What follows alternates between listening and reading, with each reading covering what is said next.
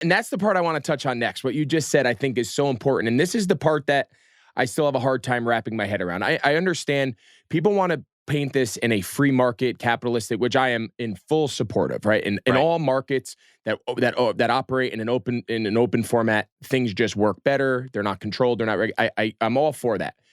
But what you just said to me is the part that I just struggle wrapping my head around.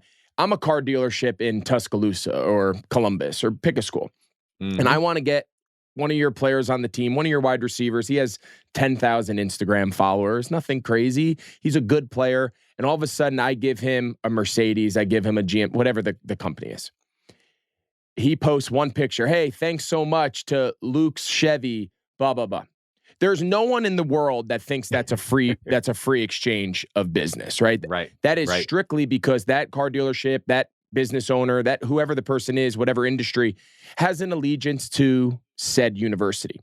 Yes. So when the idea is you can't pay for play and that you can't alter recruiting and you can't, who in their right mind is going to sit there with a straight face and say that business owner, that operator made a business decision to give a car, to give $100,000, to give some significant value for a social media post on a kid who has, it's not the Kardashians. They don't have 50 million followers. The kid has 10,000 followers, and I'm sure 8,000 of them are other college kids.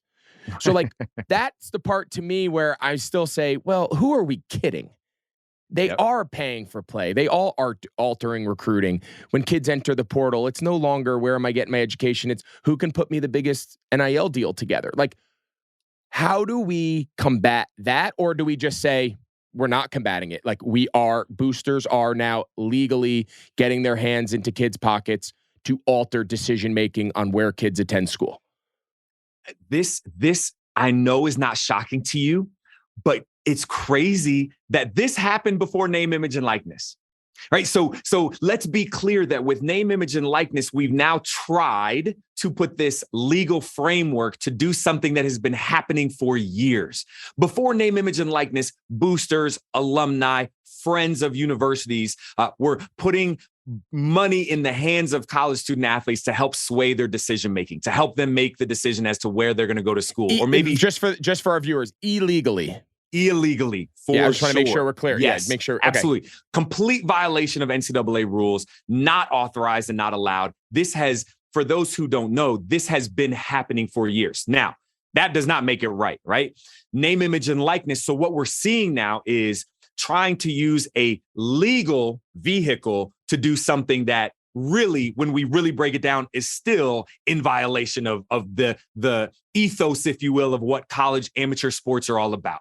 That this idea that a student athlete should come through high school, they're a great student athlete, they should have all the schools open to them, they make a decision based on what they feel like is best for them, and then they go play their sport for the love of the sport, and who knows where their life goes from there. But we know that there's a lot of money in college sports. And so what we're seeing now is boosters, others, business owners who are saying, okay, maybe I've been donating money to the university for their athletic department to build bigger stadiums, to put a barbershop in the locker room, to do all these cool things that we do now, right? But now I want to take a portion of that money and I want to put it directly in the hands of the players. I think this, because that's rampant right now. We know that for a fact. Student athletes, there are certain student athletes, especially when it comes to football, who are getting deals that would never happen when they turn pro. They don't make sense. The numbers don't work. And even if they didn't go pro, the numbers just don't make sense. But I think we're going to have a period of time where that will adjust over time. I think that when you think about it, if I'm a donor and I donate to an institution, usually I get a tax benefit for that, a charitable contribution to a nonprofit organization. I might get my name put up on the stadium or my name on a meeting room or something along those lines. I get access to practice maybe, or to games and season tickets. I get something in return from it. But if I'm a business owner and put money in the hands of a student athlete that maybe go to the school that I care about, the only return on investment that I might be getting here is them delivering a championship to my institution. And I think that over a few years, we're going to see that some business owners may say, I'm not getting that return on investment. Maybe I don't want to keep doing this. I think that's really interesting. And let me give you this kind of play devil's advocate here for a minute. I agree with everything you just said. I agree with completely. You brought up about the traditional way that boosters support programs, in institutions or just individual, football, basketball, baseball, whatever program it is. So again, we talk about how the NCAA or these universities could have gotten ahead of this and come up with a better format to put money into the pockets of kids, which I think we're all in agreement is positive. It's just the format in which it's done. We want to make sure it's done the right way. Instead of, so this donor gives $5 million to build a new locker room, say. Like in my mind, if I'm these schools and I want to compete and I want to have a competitive advantage over these other institutions, I'm saying, okay, do I need a barber shop? Do I need a DJ booth? Do I need a water slide? Can I build it for $3 million and I take the $2 million and now I evenly distribute it across my entire team, right? So I carve $2 million out of this elaborate new locker room that we're going to use in recruiting, right? It's strictly a recruiting tool when 100%. I give these tours. But now my recruiting, if I'm now that coach or I'm that university president, when I bring recruits on board, I say, listen, we had plans to build this elaborate locker room with flat screen TVs. But you know what we did?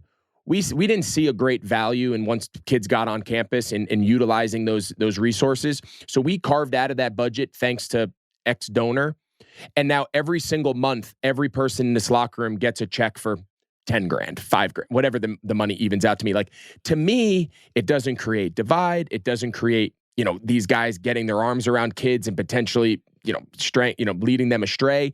It's a controlled, it's regulated. It's a little bit more easily comprehensible. Like, is that crazy? Like, does that sound crazy to you that might be a more reasonable way to take donors' money, but get it into the hands of the kid in a little bit more of like a equal fashion and a little more of like a reasonable fashion?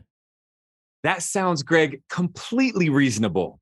But here's the thing, college sports, and when it comes to college sports and money, there's nothing truly reasonable about it. Fair. So in your instance, in your scenario, what that coach or what that athletic director is going to do is they're going to say, we want both.